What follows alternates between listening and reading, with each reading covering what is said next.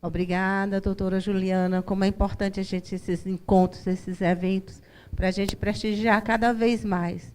Nós somos raros, mas nós existimos. Então, para que a gente mostre a nossa cara, para que a gente possa aparecer, a gente precisa do apoio de cada um de vocês que estão aqui, nesse auditório, e de vocês que estão em casa nos assistindo. Porque ninguém vai adivinhar qual é a doença que você tem. O doutor Carlos já falou que as doenças não são tão prevalentes, então os sinais e sintomas às vezes se confundem com outra patologia. Então, qual é a nossa obrigação enquanto usuário, enquanto portador, enquanto doente? É entrar em contato com a nossa associação, é ter os nossos registros atualizados, né, e interagir, porque juntos somos mais fortes. Então, muito obrigada, doutora Juliana. E para dar continuidade, né, na nossa programação, ninguém mais do que ter essa expertise que hoje está aqui, abrilhantando, e nada poderia ter acontecido se ela não estivesse aqui conosco. Então, eu chamo para falar um pouquinho sobre a Abrapo, a doutora Ieda. É um prazer, dona Ieda. Seja bem-vinda. Obrigada, mãe.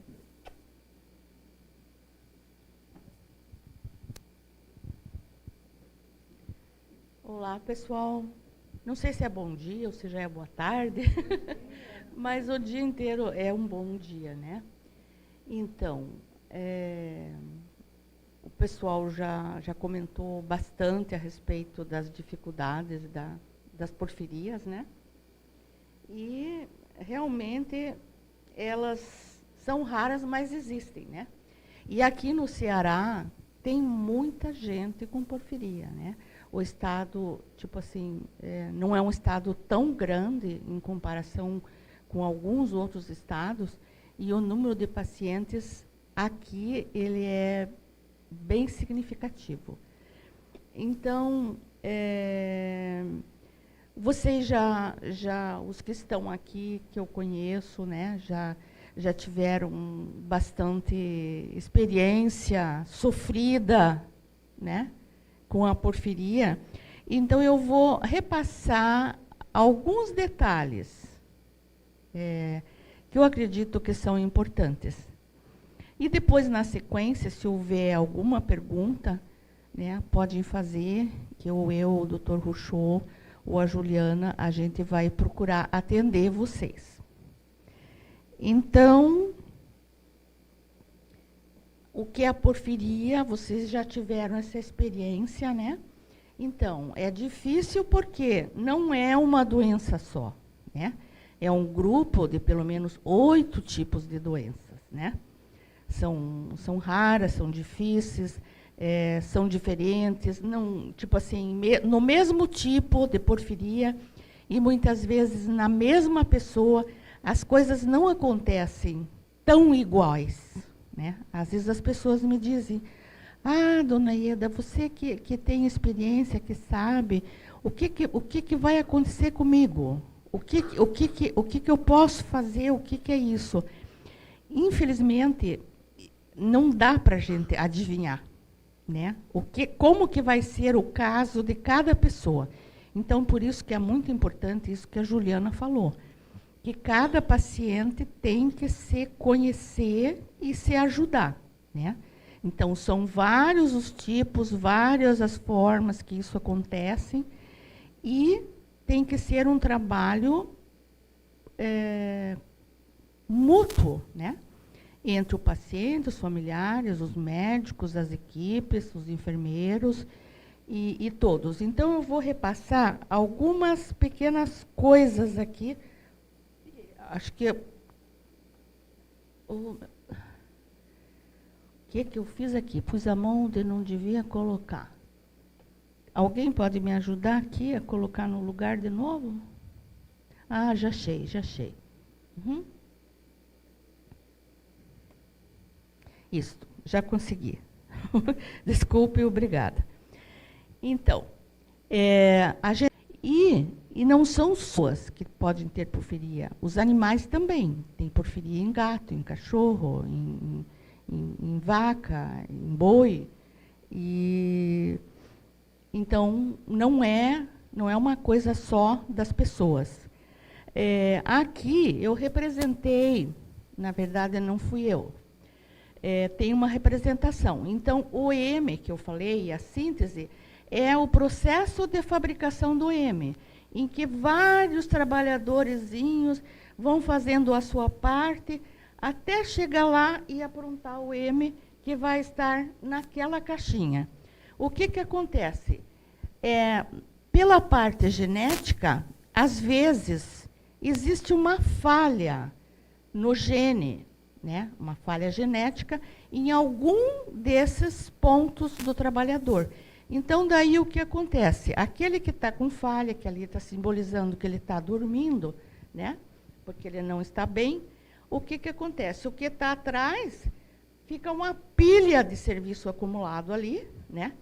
Que representa aquele porfobilinogênio, para nós que temos porfiria aguda, aquele porfobilinogênio que está acumulado, e o da frente não recebe para complementar o trabalho e formar o M. Então, fica faltando o M, né? O famoso M fica faltando no nosso organismo.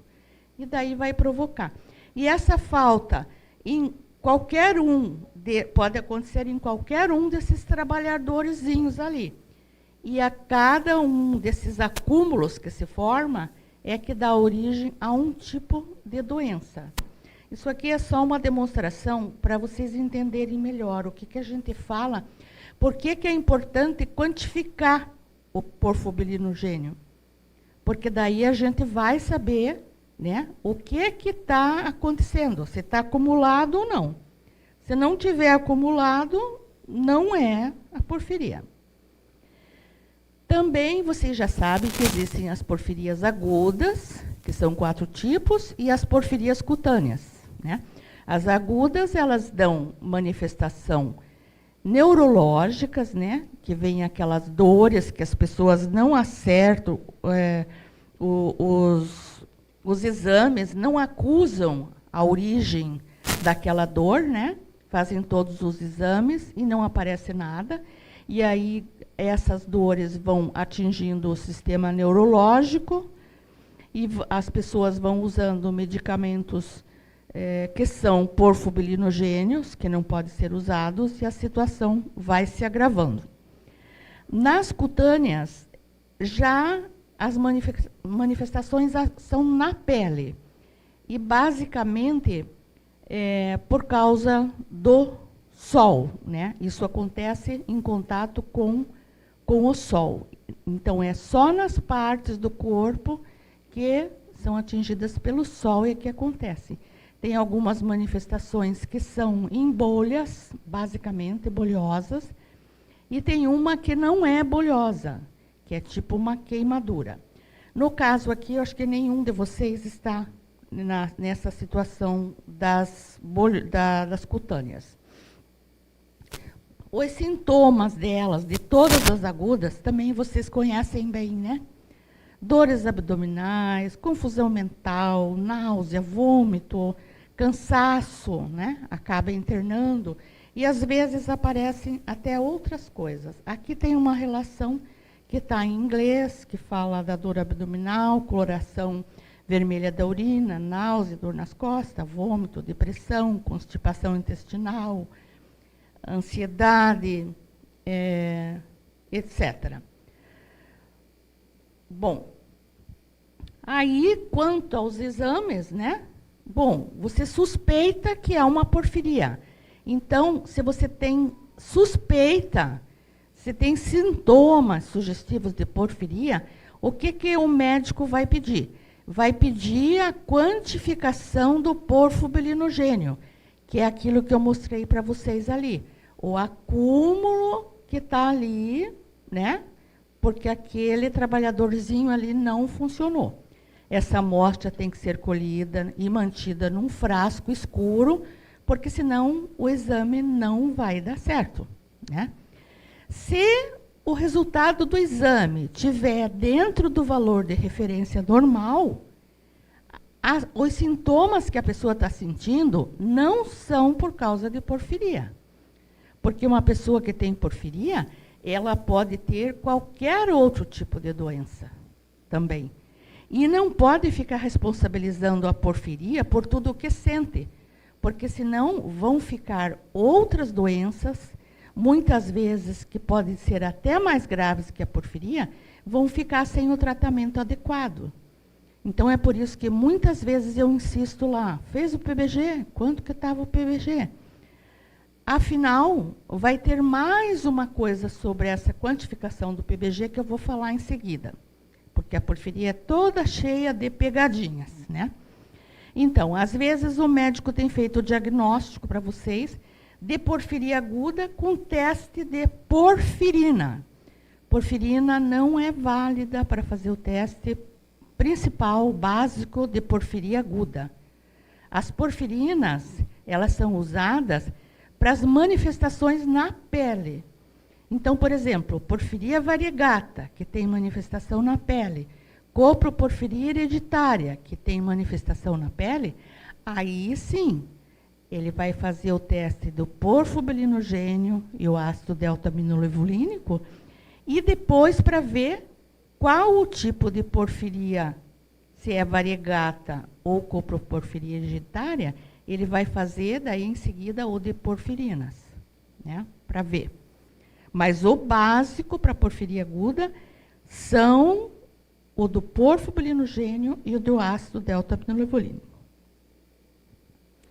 E o tratamento, minha gente, né? É tudo coisa que vocês já cansaram de ouvir falar, né? Mas não custa repetir, porque sempre ficam dúvidas. E as dúvidas que vocês tiverem, a gente vai procurar esclarecer.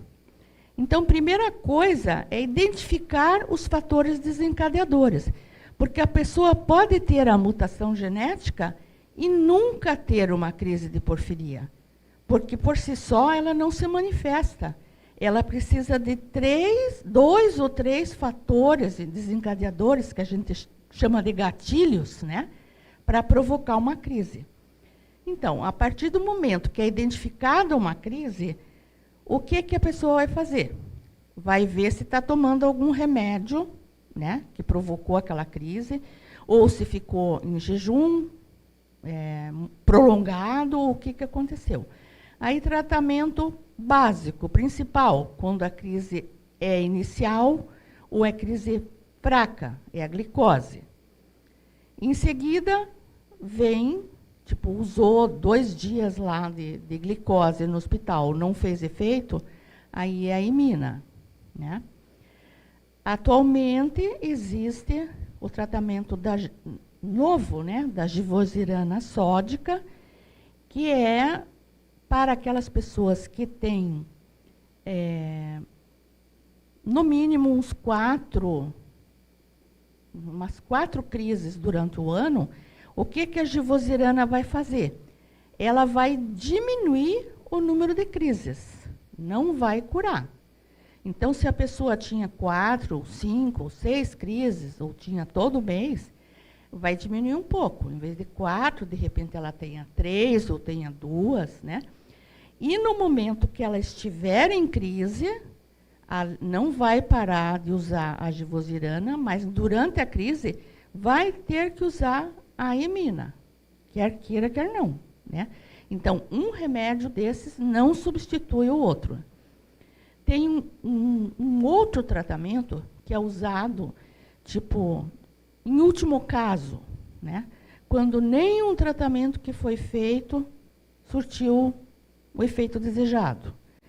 E esse tratamento é, inclusive, curativo, que é o transplante de fígado, né?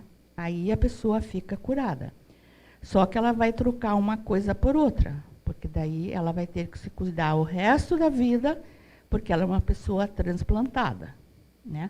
Mas vai se ver livre da porfiria e vai ter que se cuidar por causa do transplante. Eu já vi caso de pessoa que começou a ter crise, Só que eu, particularmente, não vi comprovação nenhuma, fez o transplante de fígado e continuou a ter crise da mesma forma. Por quê? Porque a pessoa não tinha porfiria, né? Então, é isso. Tem que fazer o teste do PBG e do ALA para confirmar. Outra coisa, a pessoa faz o teste genético. O teste genético é importantíssimo para o acompanhamento familiar. Ou em casos em que, por qualquer motivo, não se consegue fazer o diagnóstico, né? Aí o genético vai ajudar, que daí diante do genético e das manifestações da clínica da pessoa, o médico que entende bem, ele vai saber. Agora, você não pode pegar um teste genético, como também já vi a pessoa fazer e depois reclamar, que chegou com dor no hospital, mostrou o teste genético e o médico não acreditou que a pessoa estava em crise de porfiria. Esse médico estava certo. Não é o teste genético que vai comprovar que tudo que a pessoa sentir é da porfiria, né? O que vai comprovar a crise, ou estar em crise, é o PBG.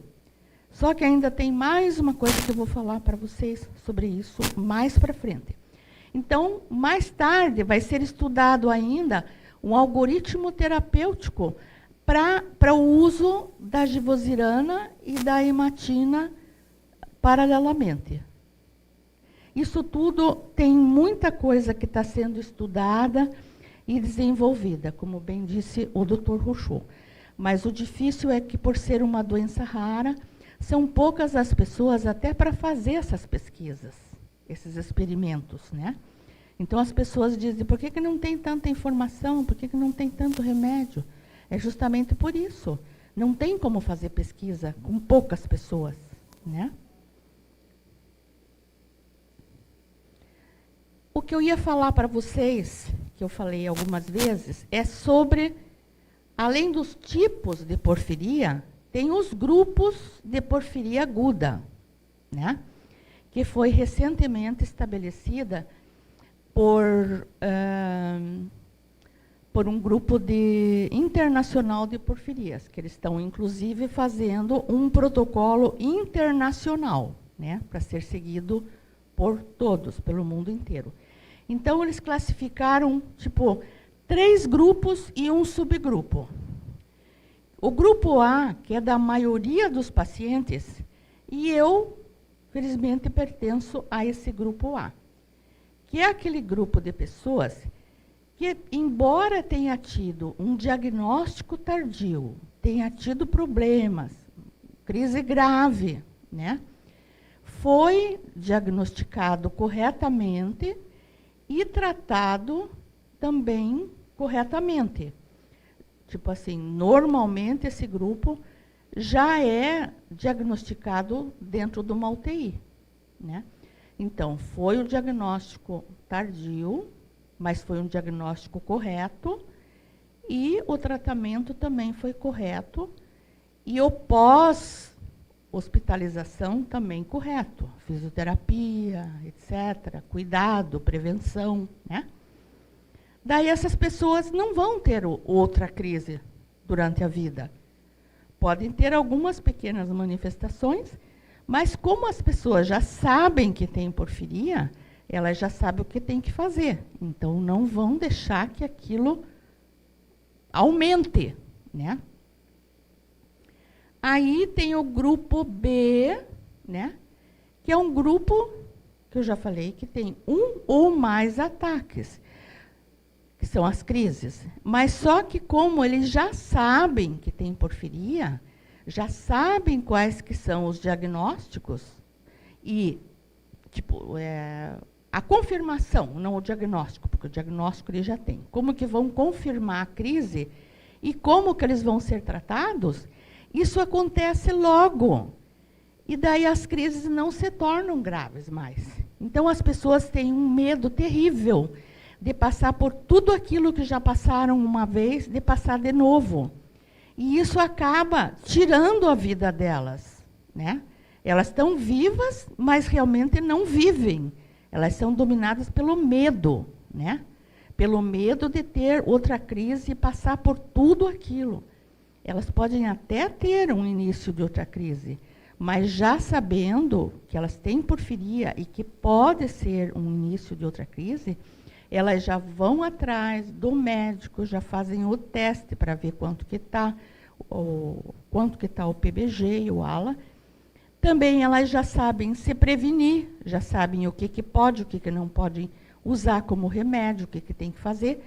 Então, essas crises são, desde o começo, já cortadas, né? Então, não vão ser nunca mais tão graves como aquela que já tiveram.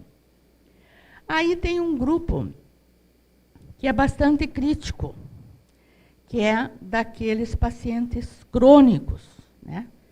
Que tem crises repetitivas, né? E que a pessoa precisa de um tratamento profilático, né? Por que essas pessoas têm essas crises recorrentes? Ainda é um enigma, tem várias suposições, né? Ou que seja um tipo especial, um tipo diferente da mutação genética, ou que o tratamento que elas receberam não foi o suficiente ou correto até o final, né?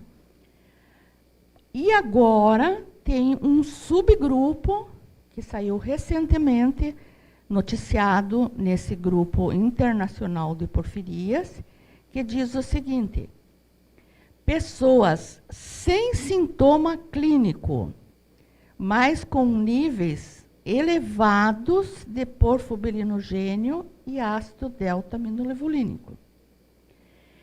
Se a pessoa está com os níveis altos, mas não está com os sintomas, ela não está em crise. Ela é um excretor crônico, um excretor assintomático. Quer dizer, o organismo está produzindo aquele PBG e ALA em quantidade anormal, em grande quantidade, mas isso aí, não tendo sintoma, não tendo manifestação, não quer dizer que ele está em crise. Certo? Isso aí é uma coisa que saiu recentemente, essa questão. E assim, aos poucos, cada vez mais, a gente vai aprendendo mais sobre as porfirias. Então, por isso que também é importante aquilo que eu sempre falo para vocês. Para fazer quando sai da crise, tipo, geralmente, vocês ou bem ou mal são tratados durante uma crise no hospital. A hora que vocês saem do hospital é que começa a confusão, né? Porque nunca mais é feito o PBG e o ALA. Vocês não sabem se o que estão sentindo é da porfiria ou é de outra coisa. Vocês são tomados pelo medo, né, de passar por tudo aquilo de novo. E aí, tipo, é uma vida que não é uma vida, né? Então, isso tudo precisa vocês se conscientizarem e procurar se ajudar e conhecer mais, entender mais, procurar o apoio das enfermeiras porfiria, que agora estão ligadas, né? Mais ligadas à Abrapo, e que estão continuamente também fazendo atualizações, né? Porque, como o doutor Ruchot disse, você não pode ficar preso só ao que aconteceu há 20 anos atrás. Você tem que estar se atualizando, porque dia após dia, agora vão surgindo novidades, graças a Deus, né? Então, o que vai sabendo de novidade, vai passando para vocês. Então, por isso que é tão importante fazer assim, logo depois durante a crise, para acompanhar se está melhorando ou não. E depois da crise, também fazer periodicamente, para você saber qual que é o teu nível básico. Se baixa tudo, ou se continua mais ou menos elevado, ou se continua bastante elevado, que daí você é um escritor crônico. Já aconteceu comigo isso, apesar de eu não ser escritora crônica. Eu fui lá em Ribeirão, que eu ia anualmente, lá com o Dr. Charles, eu e a Beni, e, tipo assim, o nosso nível de PBG estava super alto, e nós estávamos super bem lá, né? Então, a porfiria, ela é complicada, ela exige um nível de acompanhamento e de entendimento muito grande. E tem que superar o medo e tem que se cuidar. E daí, está aqui. Como é conviver com porfiria? Que também me perguntam, a senhora que já viveu, como é que a senhora vive? Né? Eu, graças a Deus, vivo muito bem. Não é que todas as pessoas vão ser iguais a mim. A minha própria filha é bem diferente de mim. Ela é uma daquelas pacientes crônicas, né? Então, a maioria das pessoas com porfiria, a grande maioria das pessoas com porfiria, conseguem levar uma vida relativamente normal, né? Seguindo essas medidas simples de prevenção, né? E também com o manejo cuidadoso, né, pelos médicos e pelos pacientes, eles conseguem passar períodos bastante longos sem crise. E até entrar em remissão. Quer dizer, entrar em remissão não quer dizer que está curado, né? Está sujeito a ter uma crise, mas se se cuidar, se se prevenir, essa possibilidade ela vai diminuindo. Então, quem tem porfiria não está condenado, minha gente, tá? A gente tem que seguir em frente, com fé em Deus, com força de vontade, né? Fazendo a nossa parte. Às vezes, até eu, no grupo lá, posso parecer assim, meio grosseira, né? Por insistir tanto nas coisas. Mas é que, tipo assim, é tanta gente, daí entra gente nova no grupo, que ainda não sabe, não ouviu, e a gente se vê na obrigação de estar repetindo, né? Aqueles que não sabem vão passar a saber, e acaba sendo um reforço para aqueles que já cansaram de ouvir, né? Mas vão se lembrando. Então, é o que eu já disse, com a prevenção, a maioria consegue ter uma vida relativamente normal. As listas, que o povo pergunta sempre, nós temos no site várias listas. É sempre interessante consultar pelo menos 2. Por quê? Porque as listas foram feitas por laboratórios de pesquisa diferentes. A gente sabe que é difícil fazer pesquisa com doença rara. Inclusive, no Brasil, nós não temos, né? Mas essas que tem no exterior, então, eles se basearam nos casos que eles tiveram. Então, às vezes, tem diferença. Por isso, é importante ver pelo menos 2 listas. Se tiver divergência, numa diz que pode, na outra diz que é duvidoso ou que não pode, não use, procure outra. Sempre tem uma outra que pode substituir. E se for um caso muito grave, uma doença muito grave, que não tenha outro medicamento, aí o médico pode sim prescrever, mas acompanhando esse paciente. Antes de usar o medicamento, ele vai fazer o quantitativo do PBG, né?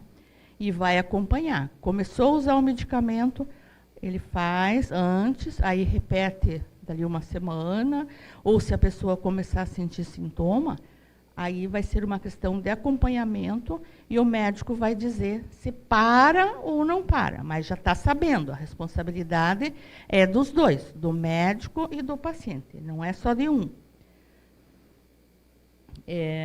Muita gente tem as mulheres, né? Por isso que eles falam que seria o caso de usar a imina para mulheres no período pré-menstrual, porque os hormônios têm uma importância muito, essa flutuação hormonal que acontece no período menstrual e até durante a gravidez, eles podem ocasionar crise junto com alguma outra coisa, né?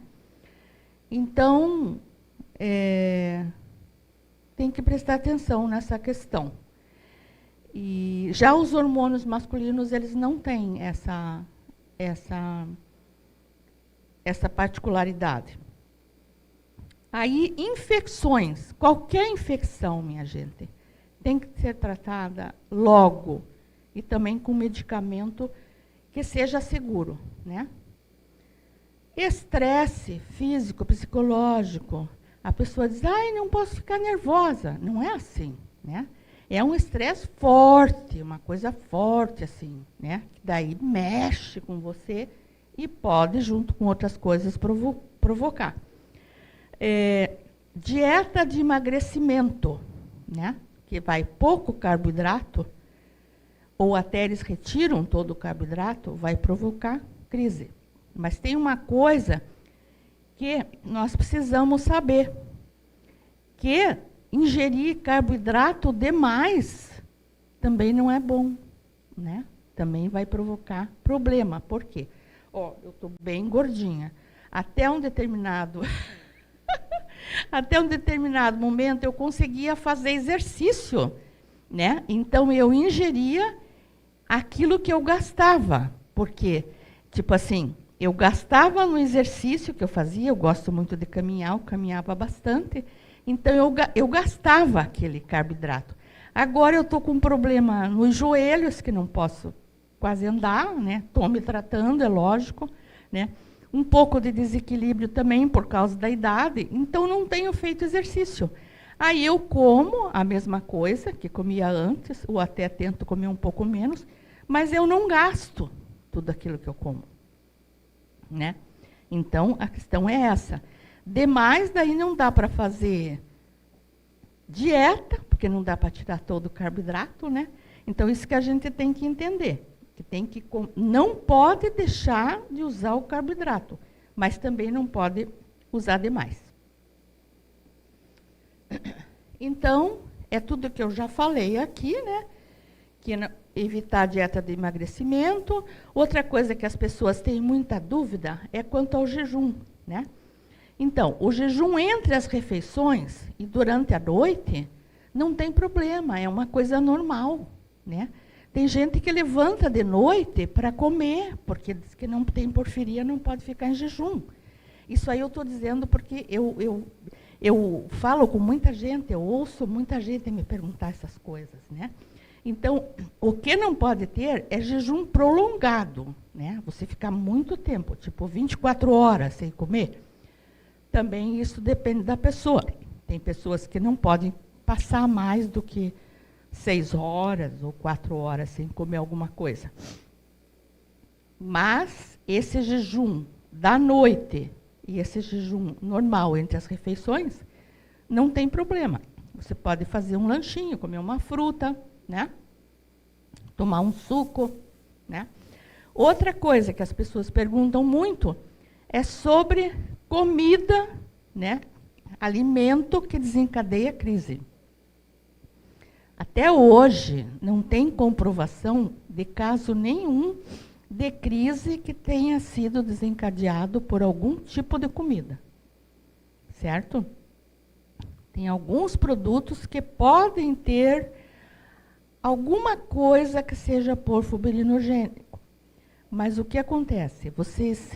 Quando vocês comem um pouco daquilo, nunca vai chegar ao nível que poderia desencadear uma crise, né?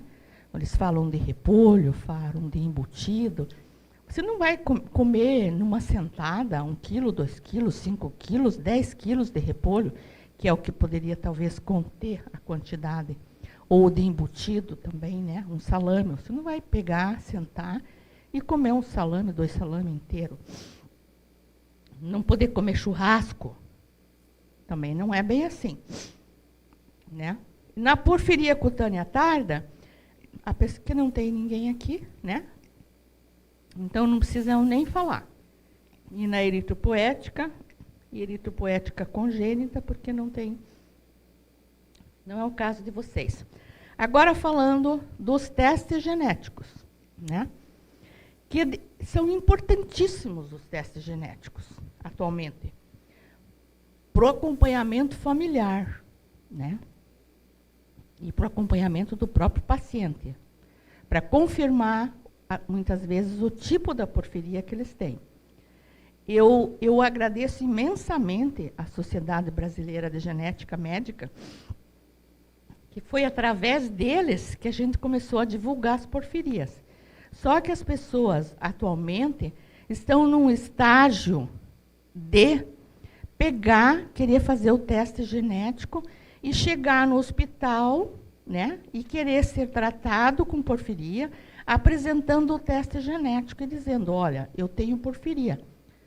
O médico não vai dar o tratamento, porque não é ter um teste genético dizendo que você tem a mutação genética para porfiria, que qualquer coisa que você sentir, qualquer dor, qualquer sintoma, é da porfiria. Não é.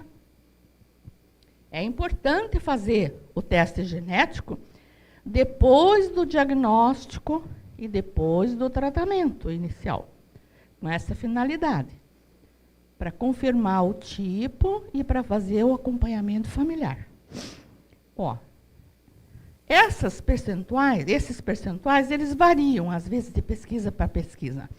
Mas aqui, nessa última pesquisa que eu peguei, diz que 95% das pessoas que têm o teste genético para porfiria, para uma das porfirias agudas, permanecem sem crise a vida inteira. Por quê? Porque não é ele ter a mutação que vai fazer ter crise. Ele tem que ter a mutação e daí tem que ter os gatilhos para poder desenvolver a crise, né? Então, é bastante coisa para vocês saberem. Aqui das porfirias cutâneas também não vou falar, porque vocês, nenhum aqui é do caso da cutânea. Ou vocês têm variegata, algum de vocês? Não, né? Então,